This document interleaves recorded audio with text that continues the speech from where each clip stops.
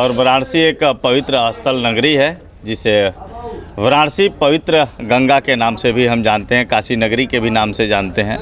और सबसे पहले मैं नमामि गंगे में माता गंगे को चरण स्पर्श करता हूँ। सबसे पहले दर्शक लोग आपका परिचय जानना चाहते हैं। हेलो, मेरा नाम टैंस है। मैं एक नॉन बाइनरी व्यक्ति हूँ और जेंडर के संदर्भ में काम करता हूँ। पहले ये बताइए, दर्शक लोग, बहुत लोगों के मन में अभी आप यहाँ चल रही थी या फिर बहुत लोग कंफ्यूज थे, एक दो लोग सवाल भी किए कि आप लड़का हैं लड़की हैं क्या है, लोग कंफ्यूज में पड़े हुए हैं, आप हैं क्या? सबसे पहले तो मैं इंसान हूँ, कुछ और नहीं हूँ। पर उसके आगे अगर मेरे हाव भाव से या मेरे बोलने के तरीके से आप कंफ्यूज हो रहे हैं तो वो शायद इसलिए है क्योंकि आपके दिमाग को समाज ने एक प्रकार से ट्रेन किया है कि आप एक व्यक्ति को किसी डब्बे के बाहर देख ना पाएँ।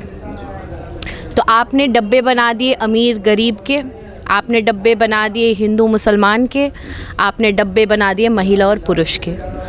हम वो हैं जो इन डब्बों में रहने को तैयार नहीं है, हम इन डब्बों से बाहर ही ठीक है।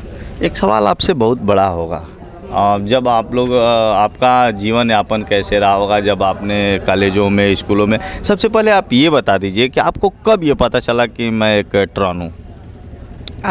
मेरे को ट्रांसनेस के बारे में भाषा मेरे ख्याल से 21 साल की उम्र पे मिली, पर जो अनुभव है वो तो बचपन से चलता आ रहा है।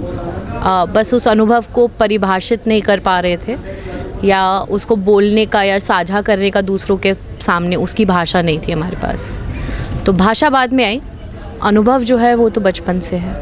जी, एक बात बताइए, भाषा का मतलब कैसे आप लोग की में जो क्वालिटी होती है कुछ झकझोर देने वाली होती है। बहुत से लोग जब आप लोग चलते हैं तो बहुत लोग आनंदमय जीवन जो होता है जिसे कहा जाए, आप लोग को देखकर बहुत लोग हंसते भी हैं, खुश भी होते हैं, कुछ लोग मजाक भी करते हैं, कुछ लोग टाइम पास भी करते हैं, कुछ लोग गलत भी करते हैं। तो कैसे भाषा का ये क्या है रोल?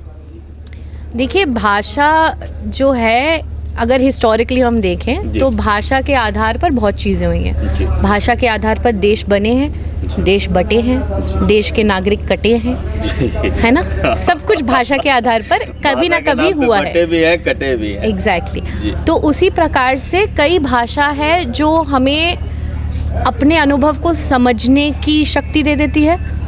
और तो भाषा एक ऐसी चीज़ है जो आपको अपने अनुभव को समझने की शक्ति भी दे सकती है और उसी कॉइन का जो दूसरा पहलू है वो ये है कि भाषा के द्वारा आपकी सारी सत्ता आपसे छीनी जा सकती है। मान लीजिए कि हम यहाँ पे सड़क पर चल रहे हैं, ठीक है, हमारे पास एक हद तक की सत्ता है, तो हम अपना सर ऊंचा कर कर कॉन्फिडेंटली वॉक कर रहे हैं, मान लीजिए। अब कोई साइड से आदमी आ जाता है और दुपट्टा खींच देता है, ठीक है, ये एक प्रकार की भाषा हुई, शारीरिक भाषा है ये, हाँ कि नहीं? जी बिल्कुल। दुपट्टा खिंच गया तो हम जहाँ अपनी इज्जत रख रहे थे, जहाँ हमें लग रहा था हमारी इज्जत है, हमारी इज्जत छिन गई हमसे। या एक और एग्जाम्पल ले लीजिए, अगर आपको बहुत स्पेसिफिक प्योर भाषा में ही जाना है तो मान लीजिए कोई लड़की चल रही है और किसी ने उसको कोई अपशब्द बोल दिया, माँ की गाली, बहन की गाली, बहुत गालियाँ हैं हमारे देश में महिलाओं के नाम की, वो गाली दे दी, तो उस लड़की को या महिला को तो लगेगा ना कि उसके सम्मान का उल्लंघन किया गया है, तो उससे उसकी सत्ता छीनी जाएगी, उसके बाद उसका गर्दन नीचे हो जाएगा। बोलेंगे तो क्रोध आ जाएगा, ऐसा भी सुना है, ये भी सवाल आपसे कर लेते हैं। जी, अभी तक आपने पहले से एज्यूम कर लिया कि हम क्रोधित होंगे। आपको बड़े प्यार से हमने बोला कि हमें मैडम मत बुलाइए, आपको हम मैडम बुलाएंगे तो आपको ठीक लगेगा? नहीं। क्यों? क्योंकि हमारा जो मेल है फीमेल है इसमें कुछ बटा हुआ है। हाँ, तो आप अगर अपने आप की पहचान मेल की बता रहे हैं और जब आपको फीमेल की तरह संबोधित किया जाएगा तो आपको भी तो अच्छा नहीं लगेगा ना। जी बिल्कुल। तो जब हम अपनी पहचान ये बता रहे हैं कि हम ना तो पुरुष हैं ना तो महिला हैं, तो फिर आप हमें महिला बुलाएंगे तो हमें बुरा नहीं लगना चाहिए। आपको बोलना क्या चाहिए? मुझे, अगर आप अपने पापा को कैसे संबोधित करते हो, क्या बोलते हो अपने पापा को? डैडी, पापा। क्या बोलते हैं कि पापा इधर आएंगे ना? बिल्कुल। उसमें पापा का जेंडर आया नहीं? तो हमें भी वैसे ही संबोधित करना है। टैंस इधर आए हैं, टैंस हमें इंटरव्यू दे रहे हैं, टैंस जाएंगे, टैंस खाएंगे, टैंस सोएंगे, टैंस लड़ेंगे, सिंपल। दर्शकों के मन में काफ़ी डरावना स्थिति रहती है आप लोगों से। कब आप लोग ऐसा भी सुनने में आता है कि आप लोग काफ़ी गुस्सैले भी हो जाते हैं, इसके राज क्या है? तो पहले तो मैं दर्शकों वाली बात को एड्रेस करना चाहूँगा।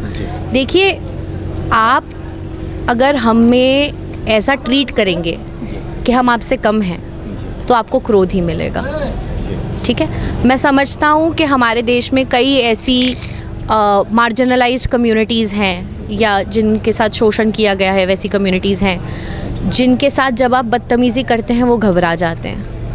हम वैसे नहीं हैं, हम ना आज तक घबराए हैं ना आज के बाद घबराएंगे। तो उनको कैसे आप झेलती हैं? मान लीजिए कहीं आप गए, आपको कोई क्योंकि आपके क्वेश्चन का दूसरा भाग हमने अभी तक जवाब नहीं अच्छा, दिया। जी जी जी। हमें क्रोध क्यों आता है, ये दूसरा सवाल था आपका।